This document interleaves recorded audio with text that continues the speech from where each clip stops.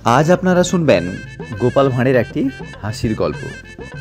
যদি গল্পটি আপনাদের ভালো লাগে তাহলে অবশ্যই গল্পটি লাইক করুন এবং এই চ্যানেলে নতুন হয়ে থাকলে চ্যানেলটি অবশ্যই সাবস্ক্রাইব করুন এবং পাশে থাকা বেল আইকনটি প্রেস করুন। গরু হারালে এমনই হয়।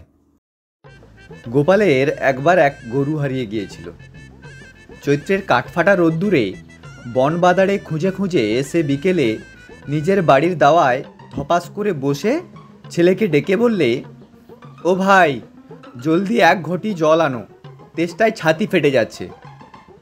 গোপাল হাহুতাশ করে বলতে থাকে, ভাই রে, আর বুঝি বাঁচি নেই। ঘরে গোপালের কোনো ভাই থাকতো না। একমাত্র ছেলে বউ নিয়ে গোপালের সংসার। গোপালের স্ত্রী রান্নাঘরে ছিল। সে গোপালের কথা শুনে বললে, মিনসের এতটা বয়স হলো, তবু যদি একটু কাণ্ডজ্ঞান থাকতো, নিজের ছেলেকে ভাই বলে ডাকছে গা। ঘরে ছেলে ছাড়া কি আর কটা ভাই আছে গো তোমার? স্ত্রীর কথা শুনে গোপাল বললে, সাধের গরু হারালে এমনই হয় মা।